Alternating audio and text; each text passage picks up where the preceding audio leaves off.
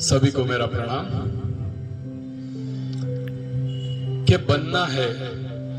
बनना है तो ईश्वर की नजर में अच्छे बनो, कि बनना है तो ईश्वर की नजर में अच्छे बनो, क्योंकि आप लाख कोशिश कर लो दुनिया तो आपको बुरा ही कहेगी। एक बहुत सुंदर कहानी क्या हकीकत है, हनुमान जी से रिलेटेड है, हनुमत रामायण से रिलेटेड है। एक रामायण जो हनुमान जी ने लिखी थी, जिसके बारे में हमें किसी को कुछ भी पता नहीं, उस रामायण का क्या हुआ आज हम वो जानेंगे।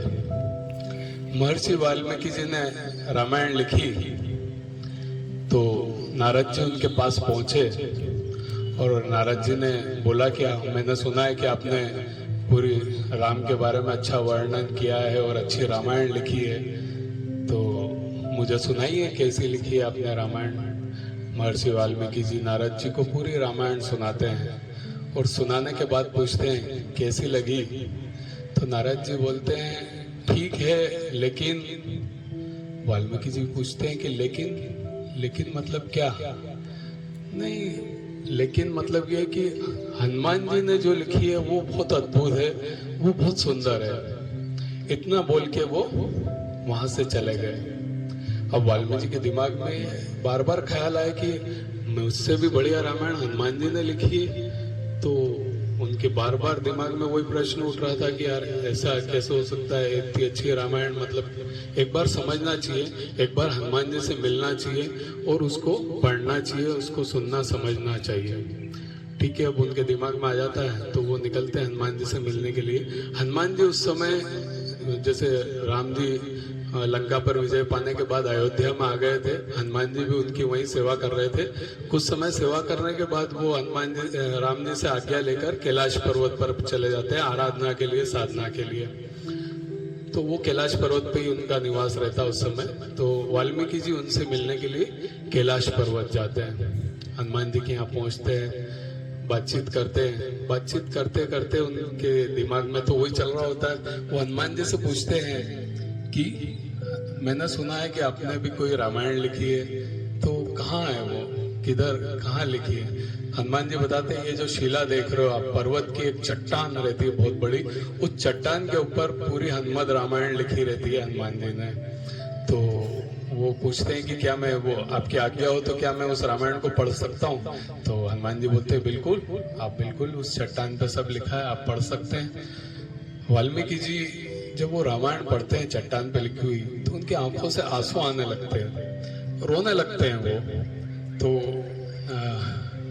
हनुमान जी आके पूछते हैं क्या हुआ, कुछ गलत लिख दिया क्या मैंने, क्या अच्छी नहीं है क्या मेरी रामायण क्या? तो बोले नहीं, बहुत अद्भुत लिखी है आपने, बहुत अति सुंदर लिखी है, क्या वाक्य हैं, क्या रचनाएं हैं, और क्या मतलब अति सुंदर, अद्भुत। तो और फिर रोने लगते हैं। तो हनुमान जी पूछते हैं कि आप रो क्यों रहे हैं? लेकिन बोले कि मैं रो इसलिए रहा हूं कि मैंने जो रामायण लिखी है, अब इसके आगे उसका क्या महत्व, उसको कौन पढ़ेगा? तो हनुमान जी बोलते हैं बस इतनी सी बात। वो उनको अपने कंधे पे बिठाते हैं, एक तरफ कंधे पे वाल्मीकि जी को बिठाते हैं, एक तरफ वो शिला, वो चट्टान जिसके ऊपर उन्होंने हनुमत रामायण लिखी थी, उसको रखते हैं और निकल पड़ते हैं समुद्र की तरफ। एक समुद्र के पास जाके वो रुकते हैं और उस चट्टान को समुद्र के अंदर बहा देते हैं।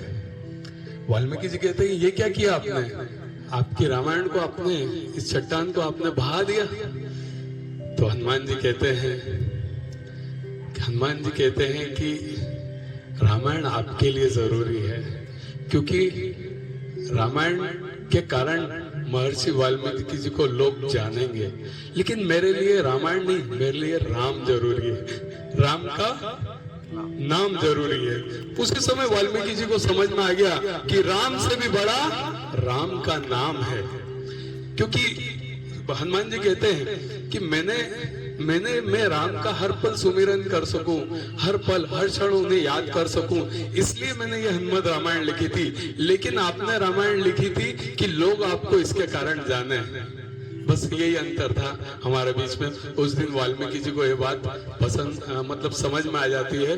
तो इस कहानी से हमें यही शिक्षा मिलती है कि हम कई बार हम फेम के पीछे, सफलता के पीछे, अपने नाम के पीछे बहुत भागते हैं, इतना भागते हैं, लेकिन उसकी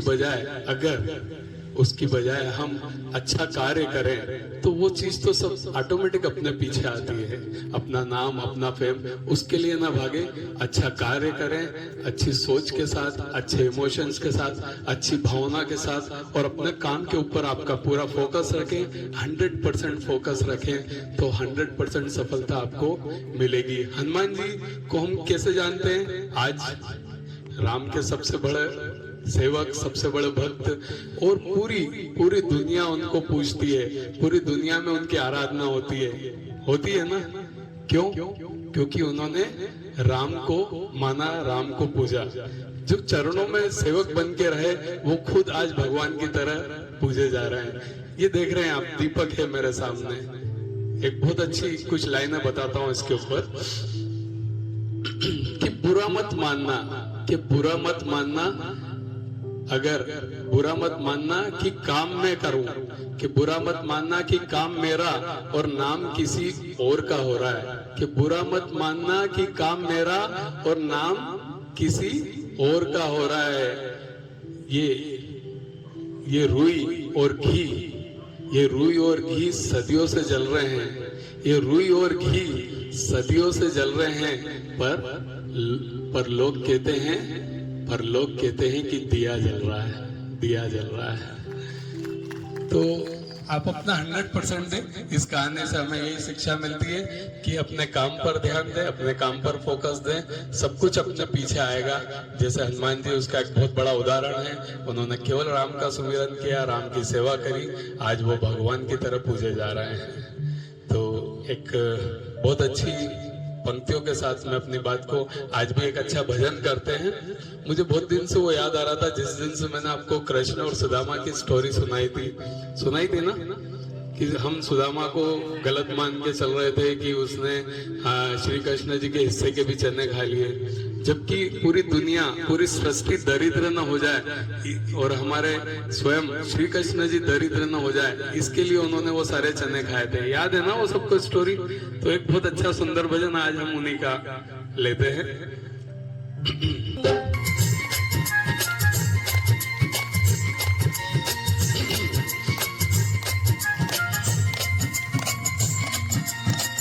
अरे द्वारपालो कन्हैया से कह दो, अरे द्वारपालो कन्हैया से कह दो, के दर पे सुदामा गरीब आ गया है।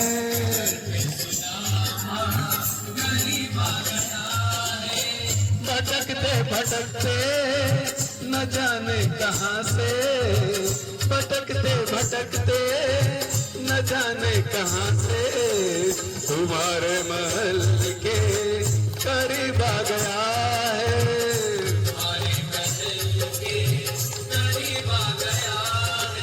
अरे द्वारपालो कन्हैया से कह दो, के दर पे सुदामा गरीब आ गया है।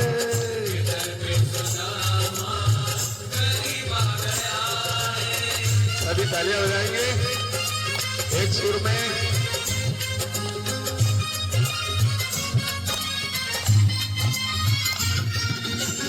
न सर पे है पगड़ी, न तन पे है जामा, बता दो कन्हैया को नाम है सुदामा।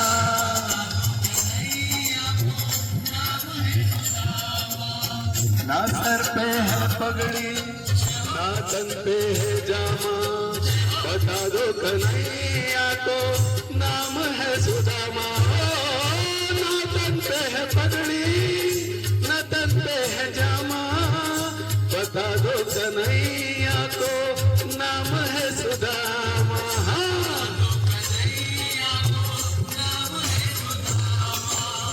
एक बार मोहन से जा करके कह दो, एक बार मोहन से जा करके कह दो, ये मिलने सका बद नसीब आ गया है।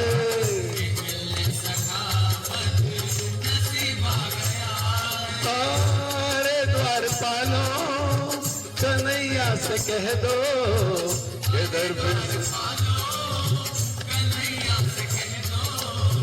कि दर पे सुदामा गरीब आ गया है।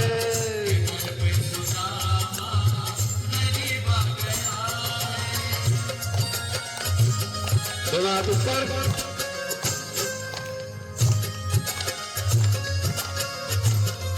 रीढ़ की हड्डी सबकी सीधी रहेगी।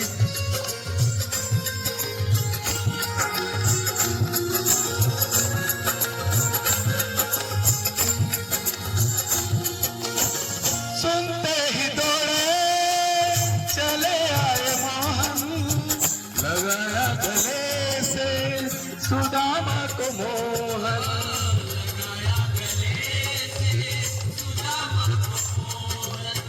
सुनते ही दौड़े चले आए मोहन, लगाया गले से सुदामा को मोहन। सुनते ही दौड़े चले आए मोहन, लगाया गले से सुदामा को मोहन।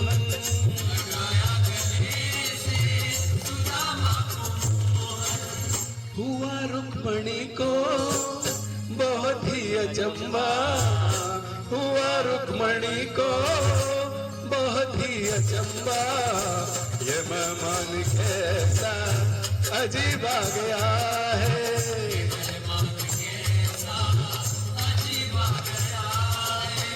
अरे द्वारपालो कन्हैया से कह दो